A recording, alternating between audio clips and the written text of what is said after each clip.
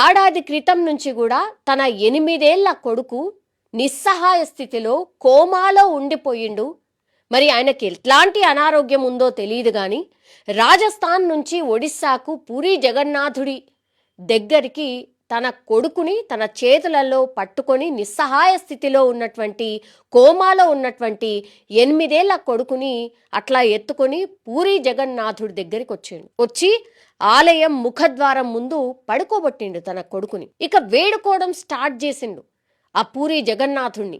నా కొడుకు పరిస్థితి ఏందో నీకు తెలియంది కాదు, నా కొడుకు ఇలా ఎందుకుండాలి, నువ్వు నన్ను ఆదుకోవా అని కన్నీట పర్యంతమవుతూ తన మనసులో ఉన్నటువంటి బాధని తను అనుభవిస్తున్నటువంటి బాధని ఆ పూరీ జగన్నాథుడికి చెప్పడం స్టార్ట్ చేసిండు ఆ తండ్రి. మరి ఏం మహత్యం అనుకోవాలో, లేకపోతే నిజంగానే దైవం పలికిండనుకోవాలనో, లేకపోతే ఈయన మనసులో బాధ ఆ దేవుడికి చేరిందనుకోవాలనో ఏమనుకోవాలనో తెలియదు కానీ ఆయనను పడుకోబెట్టి వాళ్ళ కొడుకును పడుకోబెట్టి వేడుకోవడం స్టార్ట్ చేసిన కొద్ది క్షణాల్లోనే తన 8 ఏళ్ల కొడుకు, ఏడాది నుంచి కోమాలో ఉన్నటువంటి తన కొడుకు దేహంలో చలనం వచ్చింది.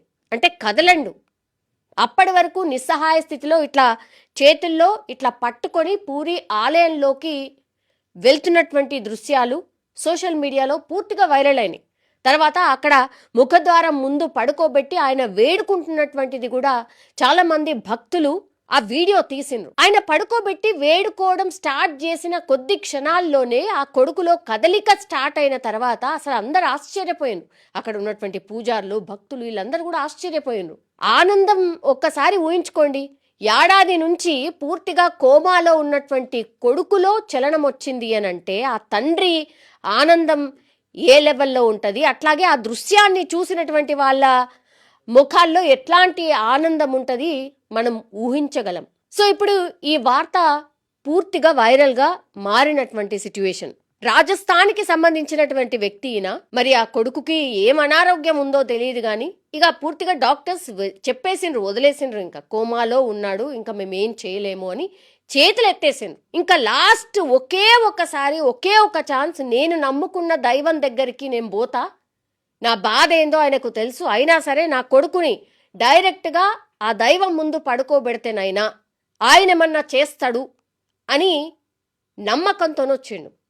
ఆ నమ్మకాన్ని నిలబెట్టిండు ఆ పూరీ జగన్నాథుడు. పూరీ జగన్నాథుడు ఆలయం గురించి చాలామంది చాలా వీడియోస్ చేసిండ్రు. అందులో కొన్ని మహత్యాల గురించి నేను కూడా చెప్పదలుచుకున్నా. యాక్చువల్లీ ఈ పూరీ జగన్నాథుడి ఆలయం ఎట్లయితే ఉంటుందో ఆ ఆలయానికి సంబంధించి ఏదైనా మీరు ఏ బిల్డింగ్ అయినా కట్టండి, ఏ ఆలయం అయినా కట్టండి, ఆ ఆలయానికి సంబంధించిన నీడ మాత్రం డెఫినెట్లీ మన భూమి మీద డెఫినెట్లీ పడుతుంది. కానీ ఒక్క పూరీ జగన్నాథుడి ఆలయం నీడ మాత్రం భూమి మీద ఎప్పటికీ పడలేదు, ఇప్పటికీ పడలేదు.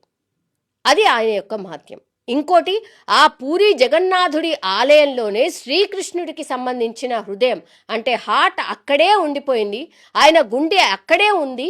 మనకిట్లా ఆ దేవుడి యొక్క గుండె అక్కడే ఉన్నది అని మనకు ఆ స్పర్శ కూడా తెలుస్తుంది, ఆ స్పర్శ కూడా మనకు తెలుస్తుంది అని చాలా